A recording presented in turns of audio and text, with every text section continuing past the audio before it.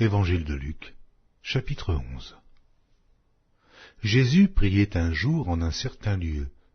Lorsqu'il eut achevé, un de ses disciples lui dit, « Seigneur, enseigne-nous à prier, comme Jean l'a enseigné à ses disciples. » Il leur dit, « Quand vous priez, dites, « Père, que ton nom soit sanctifié, que ton règne vienne. Donne-nous chaque jour notre pain quotidien. Pardonne-nous nos péchés, car nous aussi, nous pardonnons à quiconque nous offense, et ne nous induis pas en tentation. » Il leur dit encore, « Si l'un de vous a un ami, et qu'il aille le trouver au milieu de la nuit pour lui dire, « Ami, prête-moi 3 pains. Car un de mes amis est arrivé de voyage chez moi, et je n'ai rien à lui offrir. Et si de l'intérieur de sa maison cet ami lui répond, « Ne m'importune pas. La porte est déjà fermée. Mes enfants et moi sommes au lit. Je ne puis me lever pour te donner des pains. » Je vous le dis, même s'il ne se levait pas pour les lui donner parce que c'est son ami, il se lèverait à cause de son importunité et lui donnerait tout ce dont il a besoin. Et moi je vous dis, demandez, et l'on vous donnera. Cherchez, et vous trouverez. Frappez, et l'on vous ouvrira. Car quiconque demande reçoit. Celui qui cherche trouve, et l'on ouvre à celui qui frappe. Quel est parmi vous le père qui donnera une pierre à son fils, s'il lui demande du pain? Ou, s'il demande un poisson, lui donnera-t-il un serpent au lieu d'un poisson? Ou s'il demande un œuf, lui donnera-t-il un scorpion?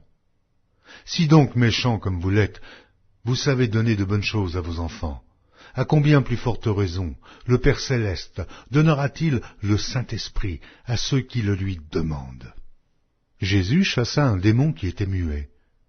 Lorsque le démon fut sorti, le muet parla, et la foule fut dans l'admiration.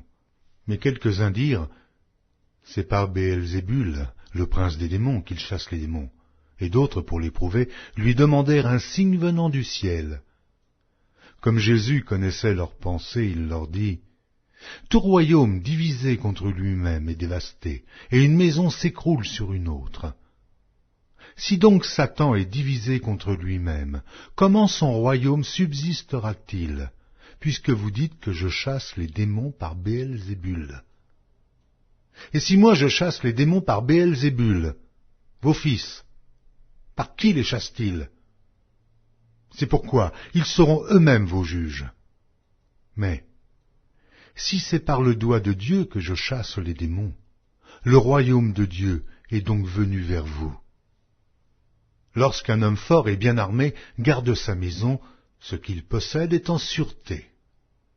Mais si un plus fort que lui survient et le dompte, il lui enlève toutes les armes dans lesquelles il se confiait, et il distribue ses dépouilles.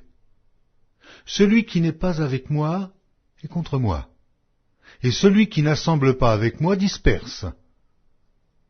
Lorsque l'esprit impur est sorti d'un homme, il va dans les lieux arides pour chercher du repos. N'en trouvant point, il dit, « Je retournerai dans ma maison d'où je suis sorti. » Et quand il arrive, il la trouve balayée et ornée. Alors il s'en va, et il prend 7 autres esprits plus méchants que lui. Ils entrent dans la maison, s'y établissent. Et la dernière condition de cet homme est pire que la première. Tandis que Jésus parlait ainsi, une femme, élevant la voix du milieu de la foule, lui dit, « Heureux le sein qui t'a porté, heureuses les mamelles qui t'ont allaité. » Et il répondit, « Heureux plutôt ceux qui écoutent la parole de Dieu et qui la gardent. » Comme le peuple s'amassait en foule, il se mit à dire, « Cette génération est une génération méchante. Elle demande un miracle. Il ne lui sera donné d'autre miracle que celui de Jonas. Car de même que Jonas fut un signe pour les Ninivites, de même le Fils de l'homme en sera un pour cette génération. La reine du Midi se lèvera au jour du jugement avec les hommes de cette génération, et les condamnera, parce qu'elle vint des extrémités de la terre pour entendre la sagesse de Salomon. Et voici, il y a ici plus que Salomon.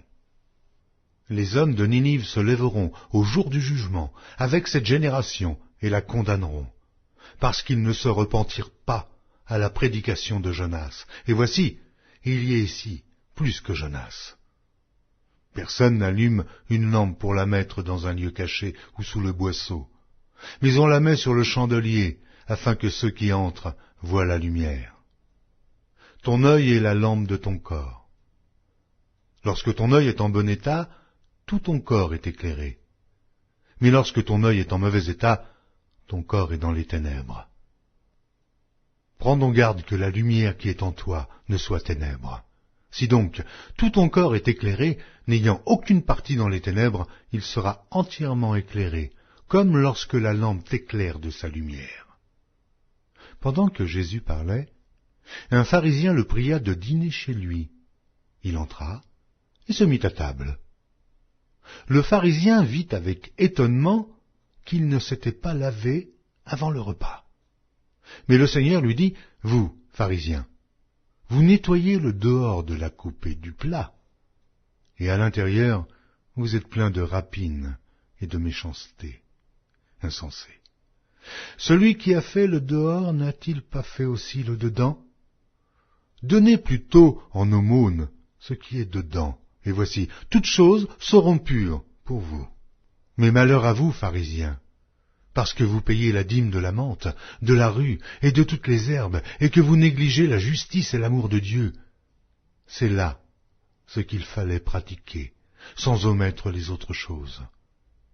Malheur à vous, pharisiens, parce que vous aimez les premiers sièges dans les synagogues et les salutations dans les places publiques. Malheur à vous, parce que vous êtes comme les sépulcres qui ne paraissent pas et sur lesquels on marche sans le savoir.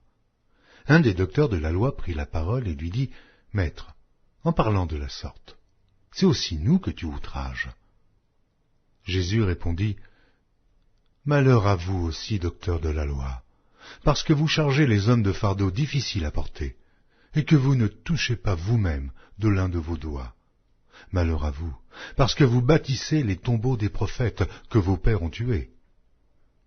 Vous rendez donc témoignage aux œuvres de vos pères, et vous les approuvez, car eux, ils ont tué les prophètes, et vous bâtissez leurs tombeaux.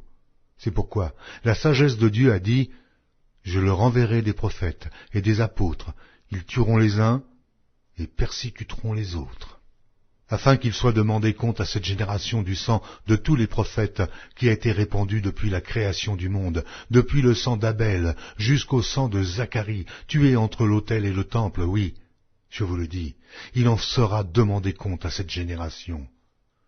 Malheur à vous, docteurs de la loi, parce que vous avez enlevé la clé de la science, vous n'êtes pas entrés vous-même, et vous avez empêché d'entrer ceux qui le voulaient.